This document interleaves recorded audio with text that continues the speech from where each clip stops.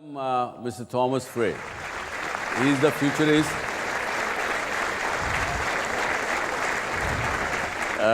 And he has been making a lot of predictions. Thing which is going on globally and also in India, the startups, the new media industry, where the funders and the founders are multiplying by numbers, and there is prediction that by 2020, you will have 2.5 times more startup in India and elsewhere else also from the current level.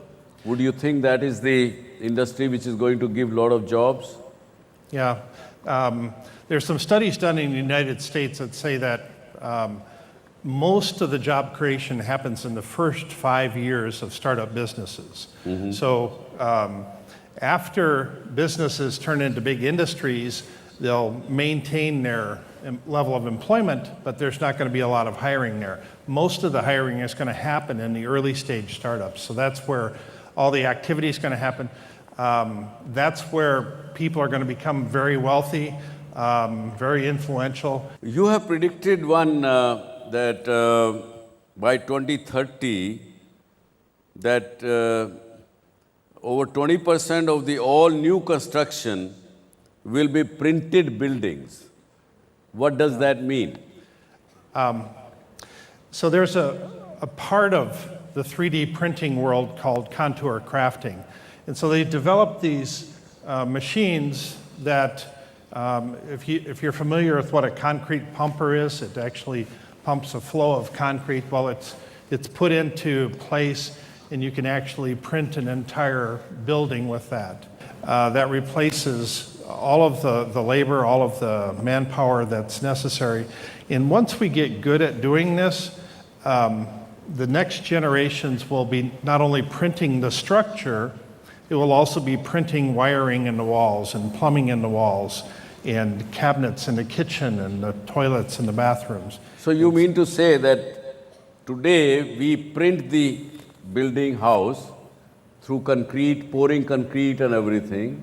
Yeah. You think you will have a different method of printing which will make the house in one day? Yeah, so we'll be able to print in multiple materials. So you can print the doors going into the house, you'll be able to print the windows in the wall, you'll be able to print the wiring, the heating ducts, and so that you can heat and cool the house. All of that can get incorporated into the design of the structure. With all of this automation, it gives us additional capabilities. We automate a lot of jobs out of existence, but it gives us the ability to do much more. So let me just go through these quickly here. With automation, every exponential decrease in effort creates an equal and opposite exponential increase in capabilities. I'll give you a quick example here. In 1850, the average transportation speed was 6 kilometers an hour. By 1900, it doubled to 12 kilometers an hour. By 1950, we got up to 36 kilometers an hour. And then by 2000, because so many people are flying, we're averaging 110 kilometers per hour. Now, if you follow that trend line, then by 2050, we should reach 240 kilometers an hour. And so you mean to say that the vehicle will will be driven at 337 kilometers per hour in 2050? Yeah. Maybe not downtown Mumbai. Yeah, okay. That's what I got scared of. But we're going to be developing tube transportation and other systems that will enable us to get across to different continents very quickly. Yeah, sure. Okay. The second law is, as today's accomplishments become more common, mega accomplishments will take their place. And as we raise the bar for our achievements, we also reset the norm for our expectations. So as things become easier to do, we'll just do more of it, and we'll just expect more.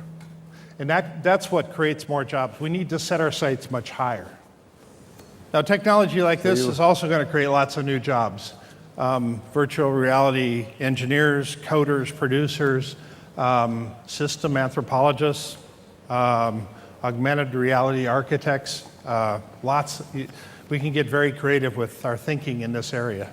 Thank you very much, Tom, for coming. to our show. All right. Thank you very much. Thank you. Now, we'll continue. This is another great motivator is there amongst us. I have Jason with me. He is a disruptor.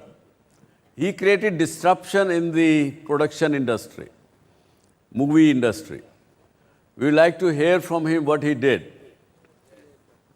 But before that, Jason, we call you. We have few people in our country, some of the success stories.